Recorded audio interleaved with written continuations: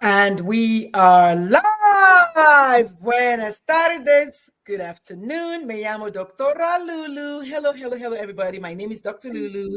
I am a life coach, I'm a pediatrician, and I'm a mom of a young transgender Black woman. This is Moms for Trans Kids, the podcast. We are here. We're Mama Bears. We're not going anywhere, and we don't give a fuck. Yes. We also cuss on the show. Today, I am joined by a beautiful human being who goes by Foster. And let me tell y'all, before we get to Foster, we have another beautiful human being joining us that you haven't met before, whose name is Gail. And of course, you all know Kimmy. She's my ride or die. She's always there to catch me when I fall. Kim, the Mama Bear, Dory. So the show is called Moms for Trans Kids. If you don't know what that means, look it up. We're not going to waste time today. Okay, we're talking about this phrase called non-binary. Our fourth member, who usually kind of brings the calm and the zen, is trying to get in. She's somewhere on the highway finding her way, by name of Vickie. But for now, we're joined by everyone else either on Facebook or on LinkedIn or live on YouTube. So don't forget to just tell us who you are. Don't be shy. Type your name and I'll put some spotlights in your name and give you your flowers while I can. All right, let's get started. So we're going to go kind of alphabetically, and that puts Foster. So, Foster, tell us, who are you and why are you coming on a random show with a random Dr. Lulu talking junk to people today? What's up? Well, I mean, for me, it's not random because, like you said, we met this summer at the Black Parent Pride Summit for, queer parents. And, you always had really good energy. Anytime I bump into you at the events, it was just like and then we found out we both live in South Texas. It was meant to be. It was kismet. Yes, And yes, I yes. myself am non-binary. I am a parent of a little boy, but I raise him without gender norms or the pressures of gender norms. So, I just think that's probably the best way to go about life. Let our kids lead us to who they are. Okay, so I know you know why my eyes went like that because my third TED Talk is titled Let the Children Lead. Hello. Yes. Yes. This is so good. What about you, Gail? Gail will be next. What about you, Gail? What's going on with you? Welcome to the Well, show. thank you for inviting me, Dr. Lulu. We met the other day at the Transgender Unity Banquet in Houston, Texas. And I am the mom of a transgender woman who she is currently 31 years old, came out about 9 years ago. I have a cisgender straight son, and I also have a younger son who is gay. So let's just say you have it all. This is so good. This is I so good. said I call it the trifecta. Yeah, Yeah. that's right. Yes. Got variety. Yes, yes, yes, yes. And what about you, Kimmy? Rainbow children. I love all my rainbow children. Yes, I am Kimmy. I am the proud mama bear of two beautiful sons who happen to be transgender. My journey is 10 years old when my oldest let me know. And, I've been taking this journey with him. And then my youngest also came about 3 years ago, I would say. So, they both have separate journeys, very different experiences, and I'm here to love and support them no matter what. So that's me. And that's the way it should be. That's the way Yeah. parents should be, ideally. In a world where we didn't have all of this mess and a half, parents should just love. I actually, my youngest and I were just talking about this, and he actually challenged me. He said, "Mom, you were not very accepting." I said, "I know I wasn't very accepting." He's like, I was just fine with it. I said, "Yes, it's generational. You're 19, but it shouldn't be that way." But he said it. He said, "Mom, I was just fine with it. It didn't matter, you know." So I said, "Yeah, that's true, but unfortunately, some parents struggle, and that's just the way life is." So hopefully, Vickie will join us before it's too long, and we'll just kind of carry on without her in the meantime.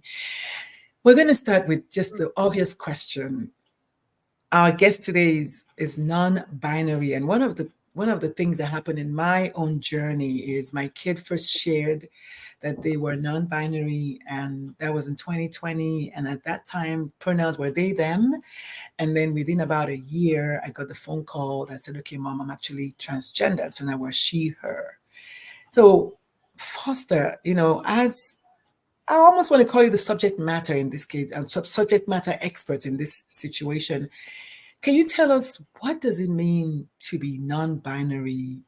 Because a lot of people ask, what does it mean? Oh, what do you mean you're non-binary and then you're trans? People ask me, I'm like, don't ask me, but we've got someone finally that can answer the questions for us today. And there she is. Foster, give me 1 second. Let me bring No, that's Kimmy up fine. to the stage. Hi, Vickie. Hi, everyone. That was really scary. I finally got here. Hey, Hi. everyone, meet Vickie. Hi, Vickie. Hi, Vickie. It's Vickie, good to see we just everyone. finished. Yeah, we just did a brief round robin introduction. You want to just tell us who you are and why you're here, and then we'll listen to our special guest today, Foster.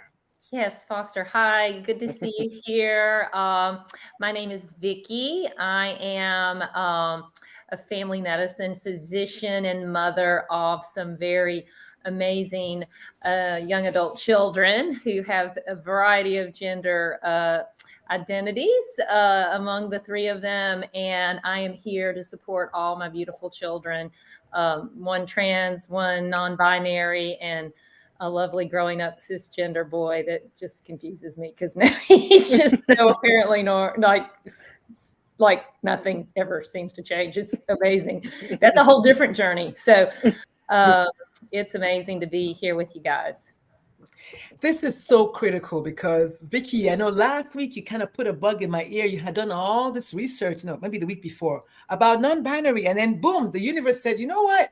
Let's send Foster in the ring so that they can bring this whole non-binary thing to the surface. So Vickie was already kind of well-read, ready for this. So this is going to be an amazing conversation. As you can see from just the colors in the background, it's so colorful. Like this is a colorful, I mean, it's just so beautiful. We got the yellows, we got the reds, we got the purples, we got all the hues because that's the way life goes.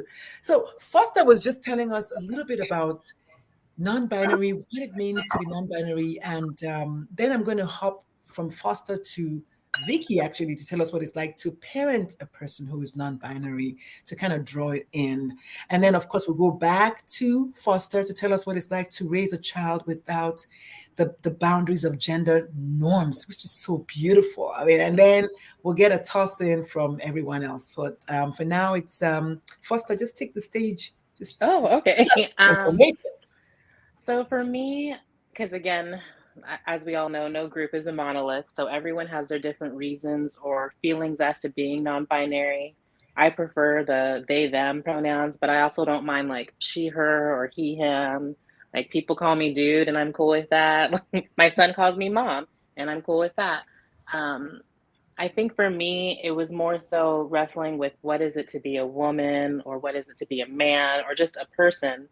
And I pretty much felt in tune with I'm just a person. Like, yes, I was born with female genitalia, but I'm just a person. That doesn't necessarily mean I'm a woman. I don't have to dress a certain way to look non-binary. I think when it comes to being non-binary, people expect like androgyny from us. I tend to dress more feminine, but I also do dress masculine sometimes. So I don't think like androgyny is a part of it.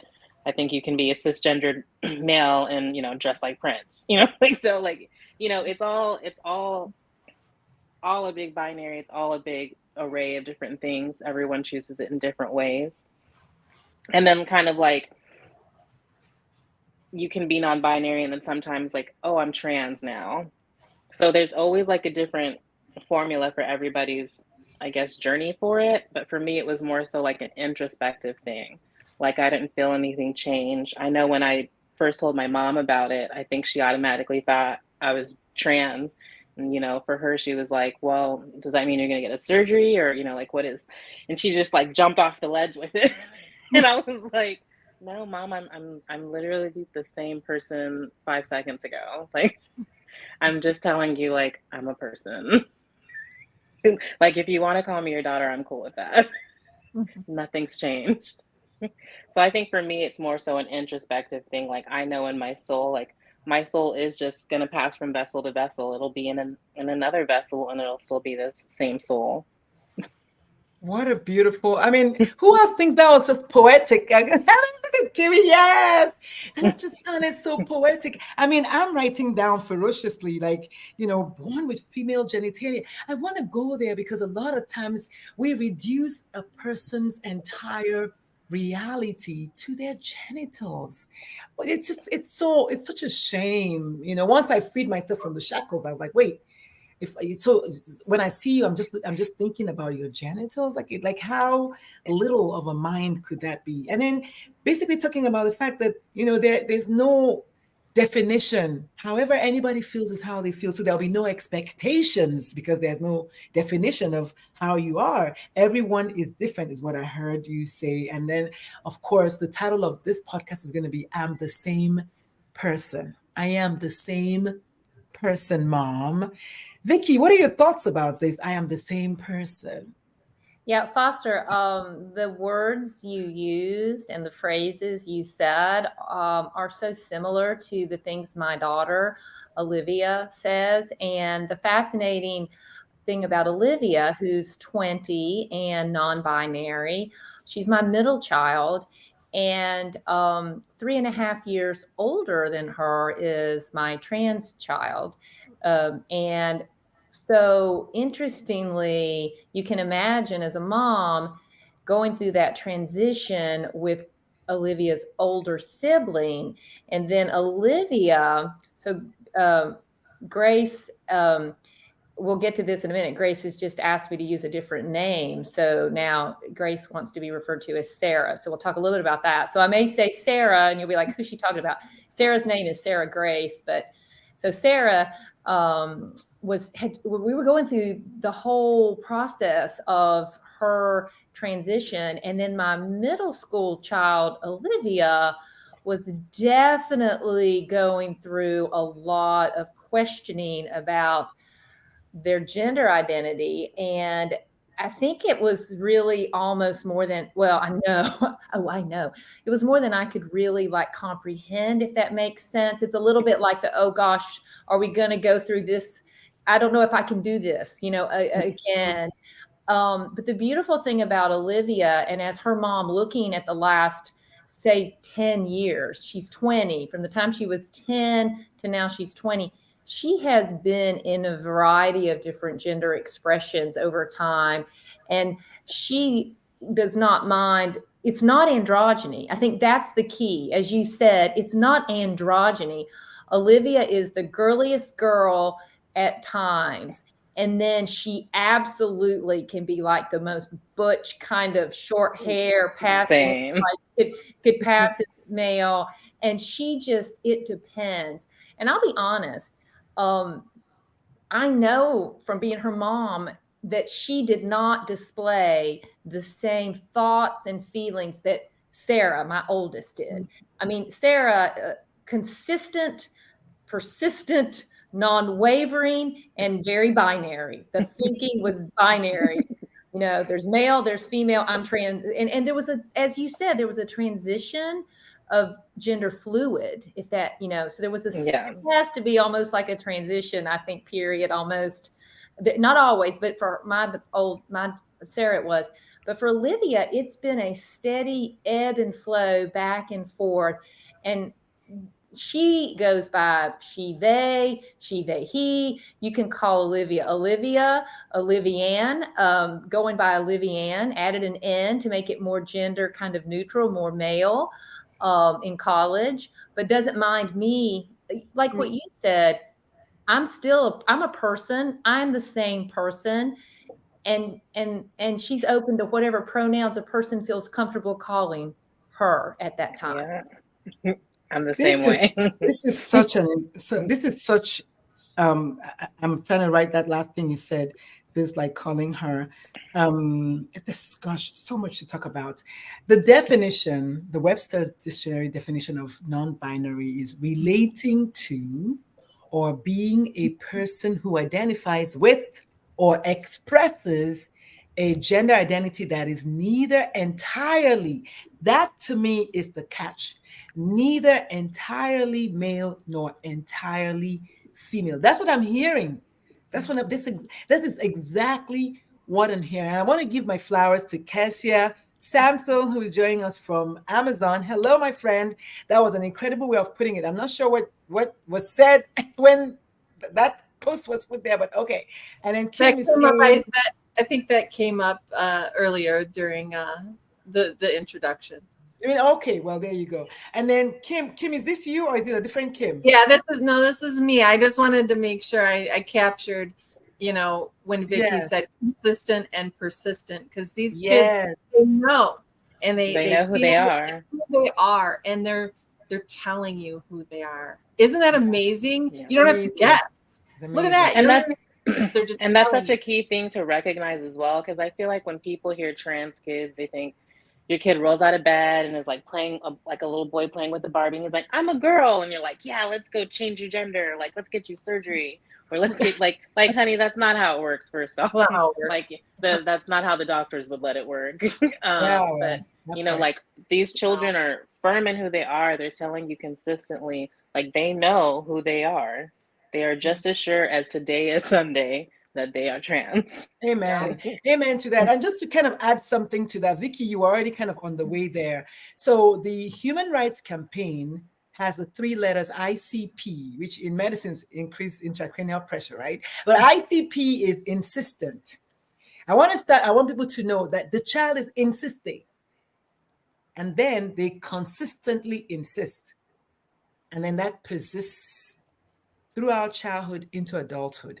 So you will not likely see a transgender person or non-binary person tell you that they're no longer trans. What you will see is they will say, you know what, I don't want to say it anymore because of pressure from the outside. So let's not sit here and assume that, well, I knew they were not serious. No, whatever you said to them, shut the kid down. And that's why I thought it was interesting. And I want to include Gail for a second here. I thought it was interesting that that Vickie said a person that, her child, Olivianne, is okay with whatever pronouns that a person is feeling like using for her.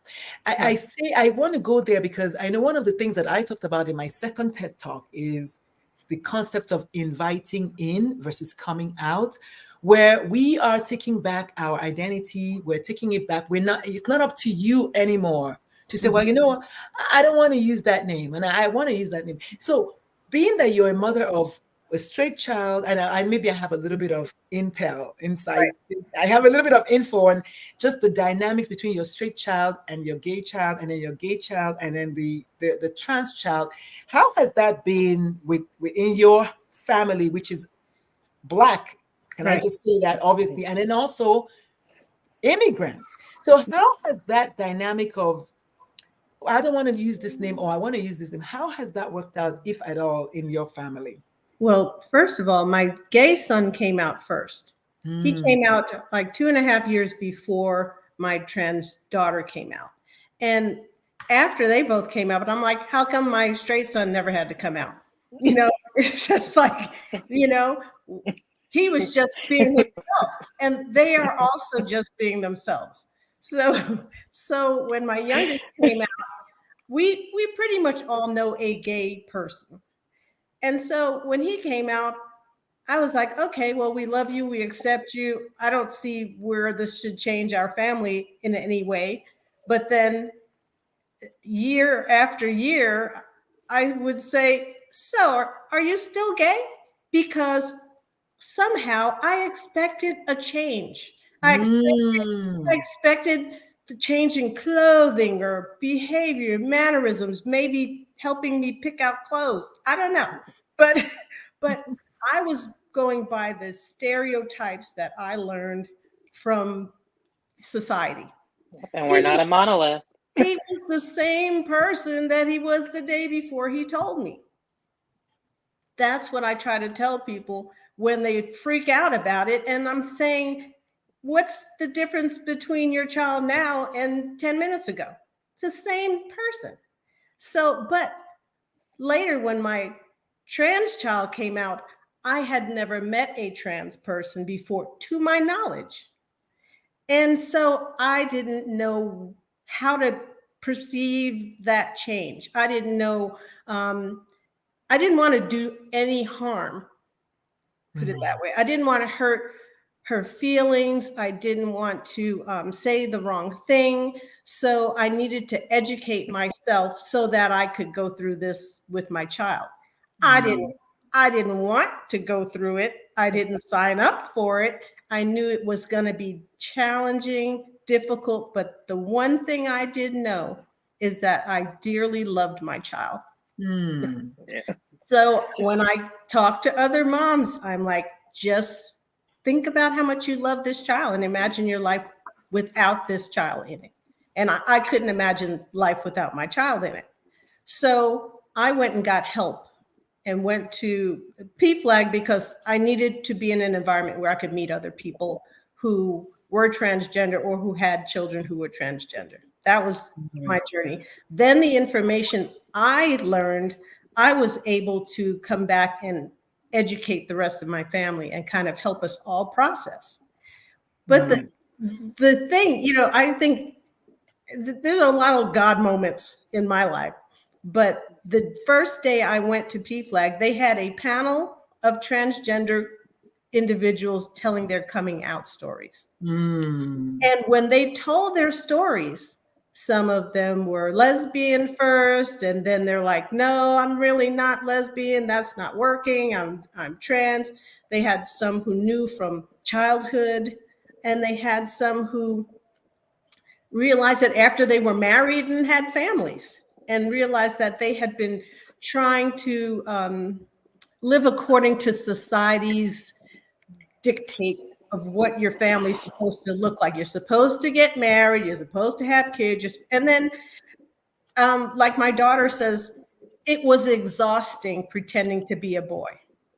She said she spent 90% of her energy watching other guys pretending to be like them, trying to think like them. And she says she hit a wall where she just couldn't do it anymore.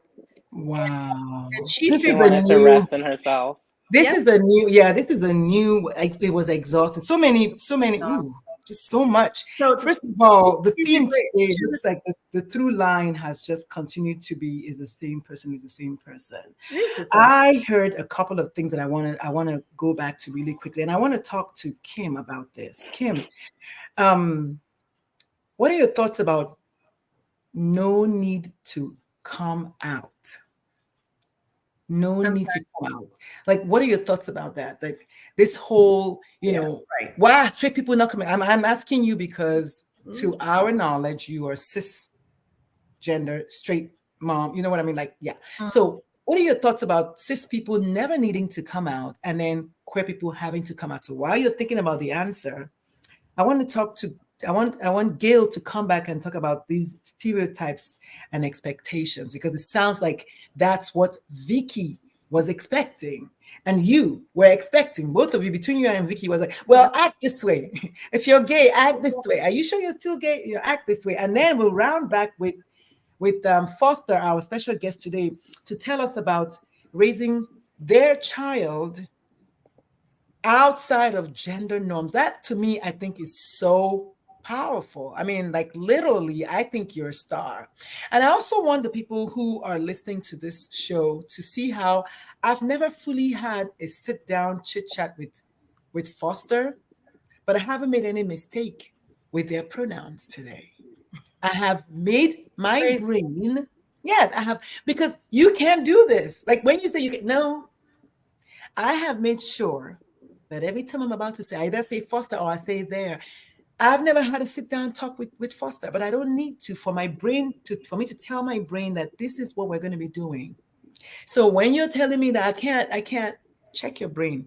Anyway, I just had to go there. So Kim, take it away. What are your thoughts about this? Need to come out or not? You're a straight person. What are your thoughts about it? How do you know I'm straight? I love it. Yes. I'm here to create havoc. Okay. I love it. I feel like you're setting me up. I feel like you're setting me up.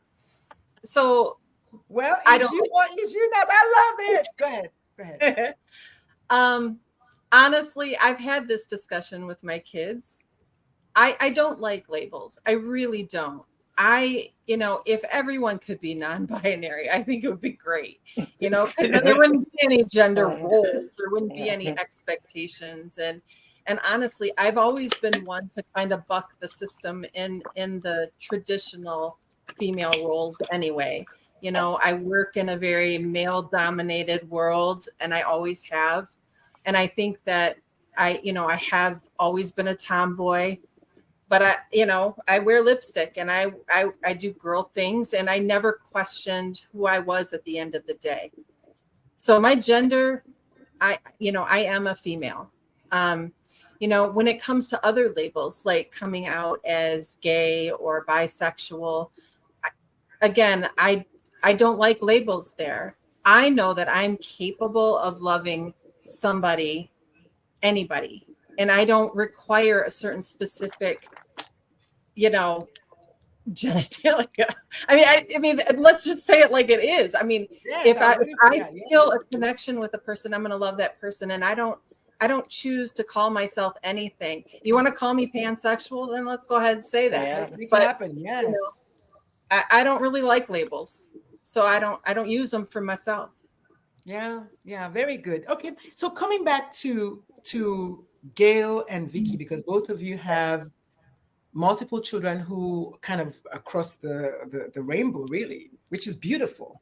What are your thoughts about stereotypes and expectations? Because as for those of you who know my story, you know that I kept telling my kids stop acting like a girl for the longest time, and then the kid said I'm a girl. I'm like, wait, what do you mean you're a girl? And it's like, what do you want, mama? What do you want? So, what are your thoughts about stereotypes and expectations? Vickie, you go first. I've got a great way to start into this. So Let's a go. couple things. Many years ago, a decade ago, I used to say this. I mean, I'm Southern, and at the dinner table, I would say to Olivia, "That's not very ladylike." And I remember that was the first challenge. So that was like I had an incredible challenge from like middle school kid arguing with me how inappropriate that was. So interestingly enough, the stereotypes of what's ladylike and what's gentlemanly, my kids were like calling me out on that a decade ago. And at that time, they were 14 and 10. Okay. But you have to understand, it was shortly thereafter that my 15 to 16-year-old came out as gender fluid and then trans. And then my 11 to 12-year-old came out and said, I'm bisexual. So instead of Olivia saying I'm non-binary, Olivia told me that she was bisexual in middle school. And that really was very upsetting to me because I was struggling with gender identities and didn't really want to talk about sexuality.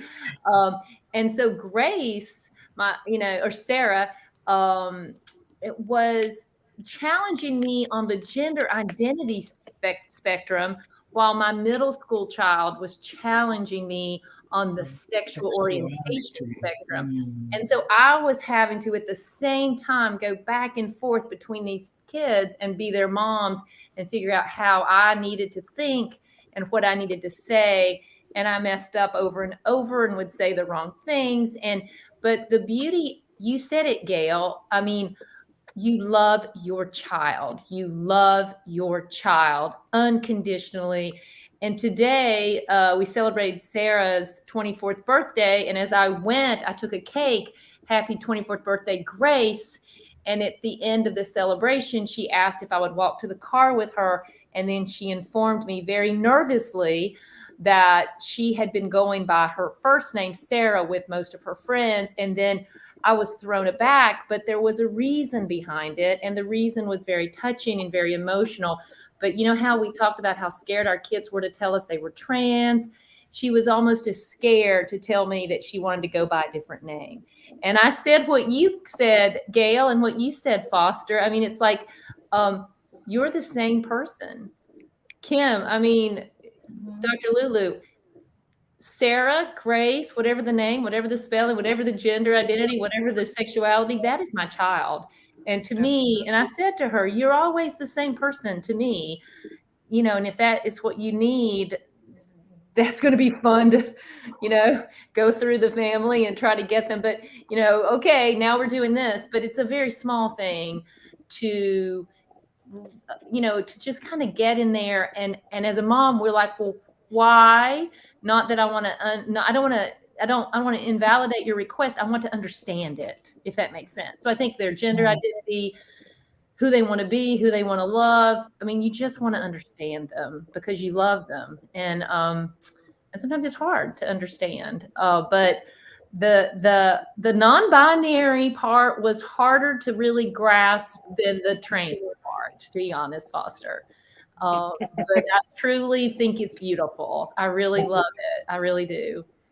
We'll take a couple of questions. I see a bunch of people watching from LinkedIn. So if you can hear us, we'll take questions. Don't be shy. Just type your questions. I will see them and I'll post them and then we'll kind of roll with that. At the bottom of the hour, we're going to take a moment to let you know that this show is brought to you by Apollo Wellness. Apollo Wellness is a medical center here in San Antonio. I used to work with their parent company, actually, and they take care of LGBT plus persons. They have special HIV, I guess, units, for lack of a better term, right here in San Antonio, Texas. So if you would like to go to a clinic where your gender doesn't matter, your sexuality doesn't matter, they want to see you as a human being, go check out the folks at Apollo Wellness right here on the northwest side of San Antonio, Texas. Tell them Dr. Lulu sent you, and you might even get a discount. Shh. So as we come back from the break, I really want to tackle, maybe go even a little bit deeper into this, what it's like for a parent to walk this journey of your kids are kind of coming at you from what it looks like from every angle. So Gail, Yes. being a black woman with immigrant parents, Right. what is it like for you as a parent when your child tells you this and the next day the other one tells you? And because that's what kind of Vickie went through. Today they're telling you this, the other one is saying this, and it's almost like you're waiting for the next one that's going to say something, right? And Kim is, of course, yeah, Kim, I know your story. So yeah, Kim, what are your thoughts about that? I was raised in a very conservative family. And of course, because my parents were first generation immigrants here, they had high school diplomas and they were eventually business owners, but they wanted us to get a good education and, live the American dream, et cetera. So that's what we passed on to our kids. Those values, you don't get in trouble, you study hard, you get that degree, you get a good job, all of that. So I have 3 older sisters. We have no brothers. My sisters had 8 girls between them. And I was the first and only one to have what I thought was all boys. I get it. So I didn't even really know what to do with them. I'm thinking, how do I think like, a mom who was raising boys? So I raised them like you guys said. I didn't put any pressure on them to be macho or hyper masculine. If they wanted a Barbie, I got them a Barbie. If I was ironing and mopping and they wanted an iron and mopping set, I got them that too. Because I said, and my husband says, why'd you buy our son an ironing board? And I said, because, they want to do what I'm doing. If Self-sufficiency doesn't have a gender. If you want to throw the football, throw the football. But you gotta hold that thought. Yes. Ooh, that's I love that thought. I want Gail to land, but first you're next anyway. But ooh. So, but when I was pregnant with my kids, I never wanted to know the sex of the child. That didn't matter to me. And I don't know why people are making such a big deal over these gender reveal things, because I just laugh about that. I know, me too. I'm thinking, I'm like, I just want a healthy child, but Hello. okay. I thought it was just me. I'm thinking, good luck with that. Good luck with that, Gail. I sit there in the room and I say, good luck with that. I'm just like, I thought it was just me. So wait. So does it mean that none of us here did that? Because I didn't. And I thought I was the only one who was like, what are you having? I said, I don't know. I'm having a baby. I don't know. It didn't matter what it was. I going to go out and buy clothes and decorate. I mean, I didn't see the purpose. And my husband is an obstetrician. So he didn't want to know either, because it's the only surprise he gets in this whole thing. So anyway, we had the kids.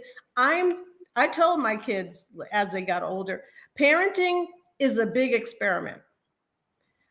We really don't have any instructions, no rules. We're just winging it. We're doing the best we can with what we're given. Parent the child you are given. Yes, that's it. Don't have expectations. Oh, she's going to be a cheerleader because she might want to play football. You don't know. So I just let my kids lead. And so who they are is the person I helped them to become, because they showed me the way. But I was in shock when my daughter came out, though, because I didn't see it, and that bothered me because I knew how close we were. I'm like, how come I didn't see? Why weren't there clues? How come, And when I heard those coming out stories, then I realized there is no right way to come out or the right time. I met people who came out at their retirement party, because, they were afraid of losing their job. But a lot of the young people today are giving the older population the permission to be authentic. And I have seen that, and I'm like, aha, people want to be who they are before they die. Amen. Ooh, amen to that. And it's actually a blessing to the future generations, because they don't have to live out their whole life hiding with that stress, that pressure, that uncomfortable of being not who they are. But what bothered me about my parenting was that I made mistakes because I didn't have all the information. And, I sent them all to Catholic all boys high school. And there was a girls' school across the parking lot. And my daughter spent lunch over there every day. And I thought, what a ladies' man. I gotta talk about this. But we gotta talk. That's what I thought. What a ladies' man. Oh my God. But then she would say, Mom, is it okay if I have company over this weekend? Can we use the kitchen? And then the girls would come up, they cook. They would bake, they would cook, they'd have, and I just didn't assume anything was wrong with that. That's, guys cook. But then she got a full academic scholarship to an all-male college that her dad went to. And so she went, and she hadn't come out yet. So her brother, who's a year younger, he got a full tuition scholarship to the same school. So he was 1 year behind her. And so together they were there. And then she was pre-med with a minor in Mandarin Chinese. So she studied abroad in China for 3 summers and then 1 full year. And then when she was coming back from China, that's when I found out that she was transgender, because she was seeing a therapist, Skyping from China to Houston with this therapist. And then she sent me an email saying, Mom, I've been talking to a therapist. I have some things that I'm working through. I'll tell you and Dad when I get back next month from China. And I'm thinking, oh, my kid's on drugs. I couldn't. We always go to the worst, don't we? Yeah, I feel like my kid's suicidal. So I was, so they're across the country. So we were Skyping. So we Skyped, and I said, "Can you tell me what it is?" I'm freaking out, and she says, "I'm pretty sure I'm transgender." And that's when I asked the questions, and I'm afraid. I'm frozen. But at the same time, I'm thinking, let's just hang on till you get back home. This is what I'm thinking. And so I'm waiting for her to get home. And then my mom has a stroke and dies. And so my daughter comes back from China 2 days after my mother's funeral. And I couldn't even process my grief because I was grieving for two different reasons. Yeah. And didn't know which. I felt like my son went away and then never came back, because there was a new individual that came back who was so much more vivacious and confident and bubbly, and I'm grieving. But at the same time, I had to process that she was now free of her burden. Free. She was free of that burden. Free And at now last. the burden had shifted to the rest of us, because we had to now learn a whole new individual who was really the same person, but a bigger version. I love it. Of that I love it. I want to take a moment and just kind of just really hold space for all the parents here. We'll just take a moment, like I don't know, 30-second break, because this is a lot. It's a lot for a lot of reasons. But Gail, I want to say to you that I see you, and I need to we need a moment. We'll be right back. In the meantime, let's go pay the bills. Whew. That's a lot. It's a lot.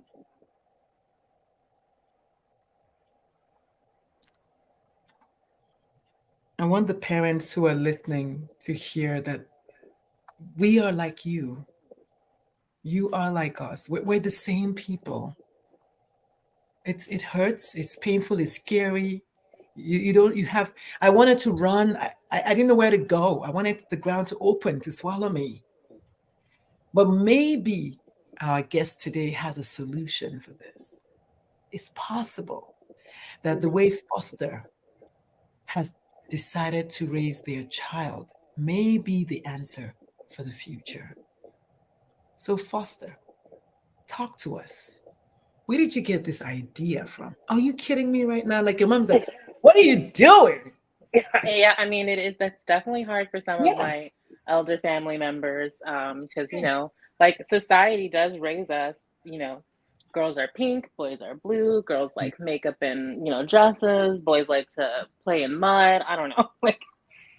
And it's really not like that, It's like you guys said, some of y'all's kids are either on both sides or radically on one, but they're still trans. Like it's all a big array of things. And I think if we release ourselves from societal expectations like these gender norms, then we as parents, it won't be such a taken aback. It's kind of like how Kim said earlier, like the lack of labels, all these words are new words. Even woman is a new word. You think people back in the Stone Age were calling each other men and women? No, like they didn't even have, every word is made up. I hate when people are like, oh, this trans stuff, it's a new word. This is a new word. I'm like, fork wasn't a word at some point in time. Like, you went there. You went there. Like all of the vocabulary is ever changing, it's ever growing. It adjusts with the times. Just because trans is a new word and non-binary is a new word does not mean that those people have not existed throughout history. I'll tell you what's a new word. Shiznits is a new word. Okay, we know the person who made up the new word. That's new. But people have never been new. Human beings are not new. So I like that angle. Some words. Yeah, and like why do we oppress ourselves into these narrow boxes? It's like when Harry Styles did that Vogue cover with the dress and Candace Owens was like, bring back manly men. I'm like, well, I think to be a man, that man just gets to decide I'm a man. I'm a man. I mean, do we know a person called Jesus that wore gowns? Hello, which trousers did Jesus wear? I'm like, Jesus was ever changing. God was ever changing as well. I'm like, God was non-binary. We're gonna put a label on. Oh, God is all day, all day, all day. God is a they. Yeah, exactly. Yeah. So I'm like, if we're gonna bring the Bible into it, then like, honey, I don't know if you know who your God is. But so for me, I think that's why I didn't want to raise my son with those shackles. Is like, I love makeup. I also love Star Wars. My nephew would come into my room and be like, Auntie, why is your room a boy's room? And I was like, this is not a boy's room. This is an adult's room. Like, what are you talking about? Like, why does it have to be a boy's room just because I have Star Wars stuff everywhere? Like, no. So I just don't want that for my son. He's got very long hair, and he'll tell like, oh, your daughter's so pretty, and he'll be like, I'm a boy. I'm Hmm. like, okay. So I think just without those shackles, they get to lead us to what they like. Like my son loves baby dolls, loves baby dolls, loves Barbies. Like the Ariel Barbie is his shit. Loves cleaning, and again, like I said a while ago, like self-sufficiency is not a gender. Like you need to know how to take care of yourself. Do you know how to cook? Do you know how to clean? And that's Right. boys, girls, days, like whatever you are, you need to know how to do that. That's Yep. not a gender thing. Clothes, how to That's vacuum. daily functions. That's just How to daily. eat. How to Yeah, eat I'm is not like, a gender. If how to I eat don't. is not a gender, then how why is doing dishes a gender? Like, hello, you gotta wash the dishes that you ate with. And I just think, outside of that binary, I've been with women, before I was non-binary, I identified as like a woman who was pansexual. And, like people will be like, oh, well, who's the woman? Who's the man? And I'm like, well, Yeah. we're both women, but all right. Like, like, to me, and That like those question, gender yeah. boxes. That's such Yeah, a my weird ex-wife and question. I got that question all the time. My Yeah, I'm ex-wife like, and I got that all the time.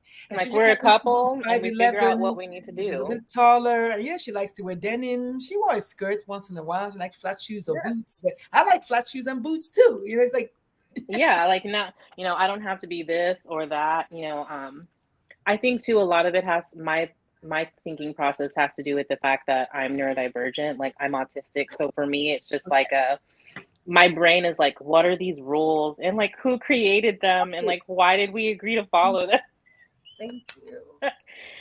Yeah. Like so wow. it's just really freeing when you don't have those expectations. Freeing It's is really the freeing. That's been a word that's gone You, around you also today. used the word shackles, which I Mhm. thought was intense, which I'm Yes. sure there's a lot of emotion behind that word shackles to my you. kids freed me from my shackles. Woo! That's right. Exactly. That's the Thank title of a you. whole book. They Yay. gave me permission to think bigger. That's Yeah. right. I Woo! love the fact that you said your child came back as a bigger version of A themselves. bigger version. I mourned the loss of my son that I had known, but my daughter said that individual that you identified as me was actually not Not me. true me. But I still had to grieve the loss of that individual that I loved.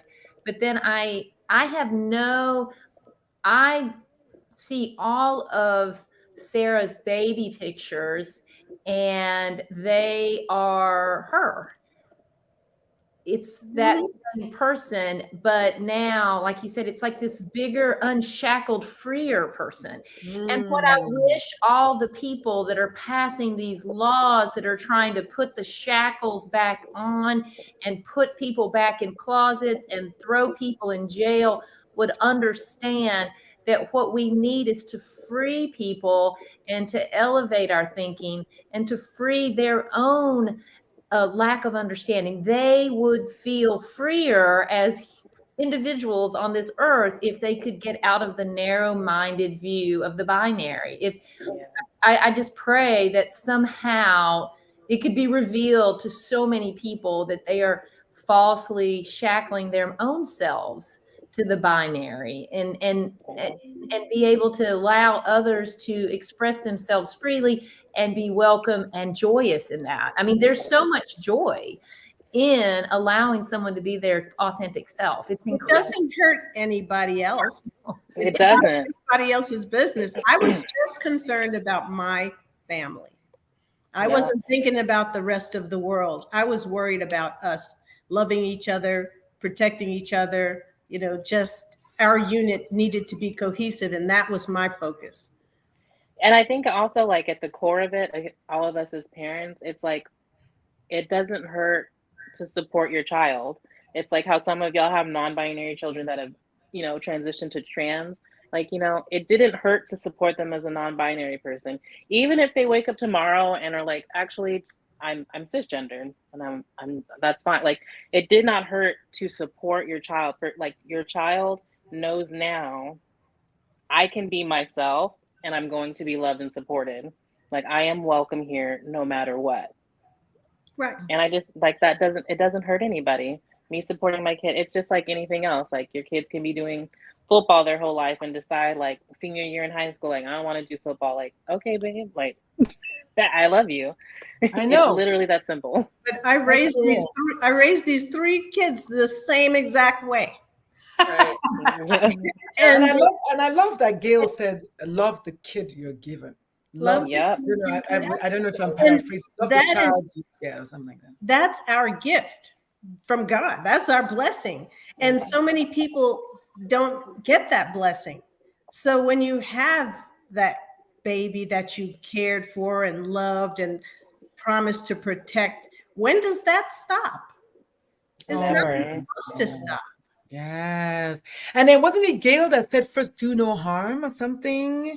You know, first don't be your child's first bully or something like that. This Yes, yes. because y'all know me. I was definitely the one that was like, stop. And then she'd be like, Mom, what's a girl act? I said, the way you're acting, that's a girl. You're not a girl. She was like, but I'm just being me. Yeah, but well, stop acting that way because you're not a girl. You know, so it's like we force. But I love what you said. But when does this stop? When do we just look at the child as just a person capable of doing so much more? And so we have about 9 minutes on the clock. Oh my God, I don't want this conversation to end, but we need to. Every good thing comes to an end. So I'm going to let everyone go around and just have 1 minute and just say, you know, maybe a summary or some advice or some going away points for the parents who are listening to us today so that they'll come back next week. But more importantly, for yourself, maybe there are some things that you want to say to yourself. For me, I want to say to myself, you know, just for the time you have left with the kid, just love on them and just learn from them. And I think that's kind of what Kim was talking about, learning and unlearning and all of that. So for me, I'll tell myself for the time I have left, just love on the kid and just learn from them and lay down all of my freaking expectations because they're only mine. They're only limiting also me. They're not limiting my kid. I'm going to do alphabetically. So Foster, you get to go. No, I think, yeah, Foster, you get to go first and tell us just, you know, going away words. Thank you so much for coming, by the way, Foster. Oh no, thank you for having me. I'm so honored. I guess I would just say like, you know, free yourself from the shackles of the gender binary and the gender norms. And as a parent, any parents, whether you're pregnant, whether you are newborn, whatever, be open to all the possibilities of who your kid could be. And I guess for all of my non-binary trans people, I'll probably just leave it with one of my favorite quotes from a poet, which is like, you know, will I be something? Am I something? And the answer comes, you already are, you always were, and you still have time to be. Oh, I love that. Ooh, I need a moment to soak that all in. Woo, I need that quote. I need the name of the person that wrote it so I can use that. I can write Yeah, so, I can send it to you in a message. thank you. So Gail, you're next. What going away words do you want to say for parents today? This is your first time too, Gail. Thank you so much for joining us today. This was so good. Well, thank you for having me. I just want to say that my gay son had more of a problem accepting his sexuality than my trans daughter had in announcing who she was. Her gender was not something that was in dispute. She was sure. And she said, I'm doing this with or without you. And I said, that's not fair because you didn't give me a chance. But my gay son, you know, sexuality is a whole different ballgame. That's a different thing. But my daughter is now in a very happy lesbian relationship. So she still dates women, but she dates them now as herself. And she referred to her previous presentation as back when I was a spy. Yeah. That is a whole title of a book. Yeah. Exactly. So I just believe that when your child tells you who they are, their gender, you know, what their gender expression is, they're not just starting to figure it out. They know like yesterday. They already knew this. They're just now getting the confidence to tell you. And at that point in time, you need to learn how to accept and process your child is telling you who they are. And their biggest fear is that you will stop loving them. Mm. And You know, Gail, when you were saying you that, I need was to thinking, reassure them that your love is constant. It's not Mhm. going to change no matter what.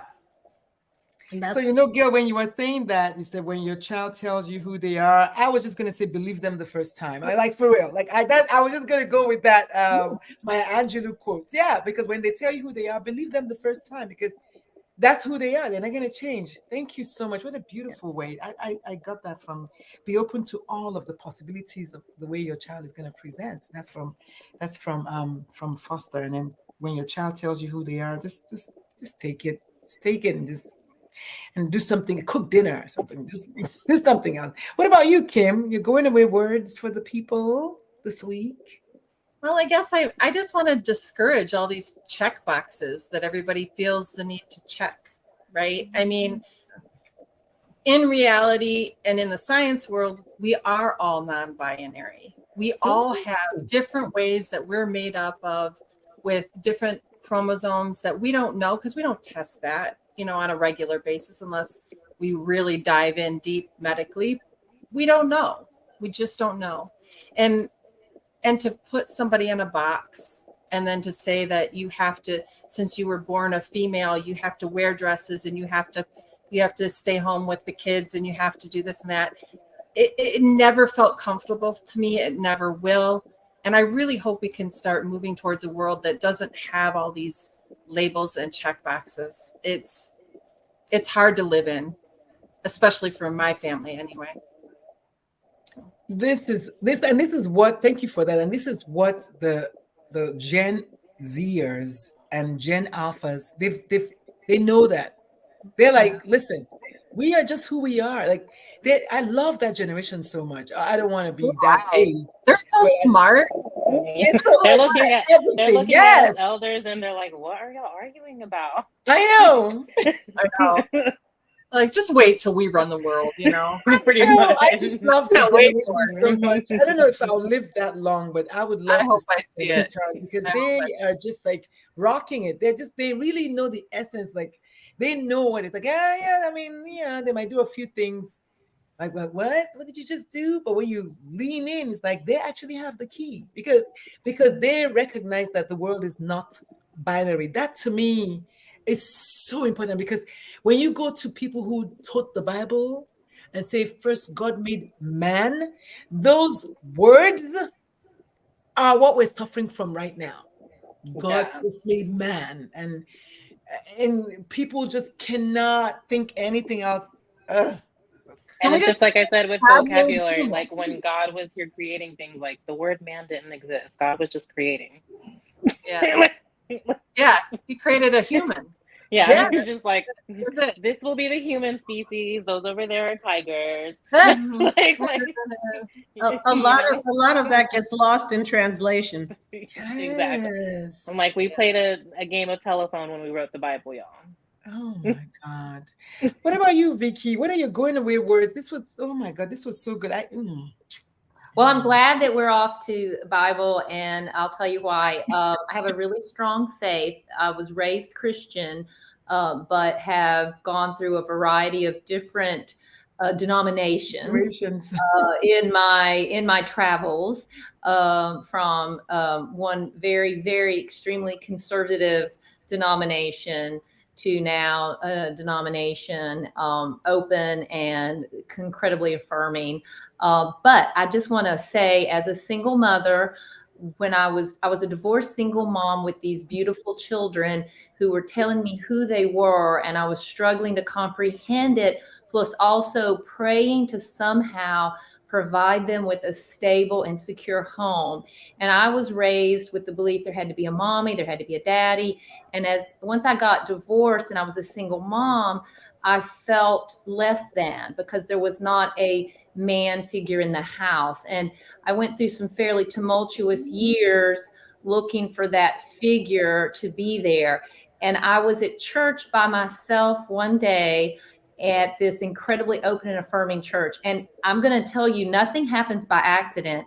Today in church, the hymn that was sung was this hymn, which I actually had read at my wedding 3 years ago when I married my husband. I had my husband's mother read this hymn. And when it came to me today in church, I grabbed it and I'm going to read the first line of this hymn as we close to tell you how I knew what my North Star was that day many years ago. And the hymn was written by a gentleman named Marty Haugen in 1994. And it says, "Let us build a house where love can dwell and all can safely live. A place where saints and children tell how hearts learn to forgive. Build of hopes and dreams and visions, rock of faith and vault of grace. Here the love of Christ shall end divisions. All are welcome, all are welcome, all are welcome in this place." And I wanted my home to be that welcoming home. And it was not particularly lost on me that my daughter had changed her name to Grace. And so I affirmed at that time that I was going to build a home where all my children were welcome. So that's what we need to do. Build a world. Amen. And that's a beautiful way to end the show. So the show is called Moms for Trans Kids. If you're not sure what we're for, you've listening to this episode, you know. We're mama bears, and honestly, we don't give a fuck. Like we run out of fucks to give. I mean, it's over. I mean, you just do you. But we're gonna love and affirm our kiddos. We might struggle sometimes, we might fall on our head sometimes, we might cry sometimes. But we're no different from you when it comes to ferociously loving our kids. So we will not. No, it's not gonna happen. Yeah, we made all the mistakes. So hopefully you don't have to make. They say smart people learn from their mistakes, and smarter people learn from other people's mistakes. So hopefully you will learn from just the ways that we've told you our stories today, how they've been intertwined, and how we basically all speaking the same language in the end. We love our kids. Your kids are the same people the day before, a minute before, 10 minutes before. I wish honestly that I didn't lose as much time as I lost, but that thought is not helping me anymore. So I don't dwell on that. So I'm asking you, if your child dares to tell you who they are, please believe them the first time. They are the same person.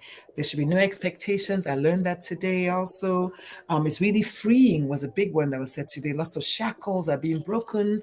We're learning how to be free through the rest of our lives, because our kids have given us permission to be free because they dare to crush all of those boundaries.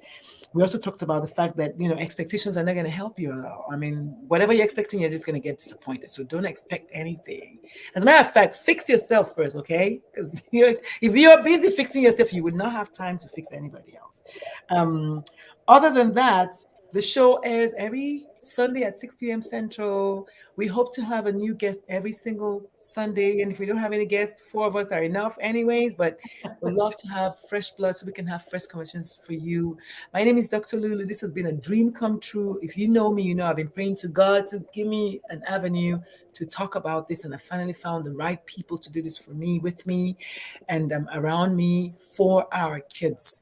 Stay tuned for the best news ever. We are on Apple, but because it's not published yet, but I'm so excited. I cannot hold my joy.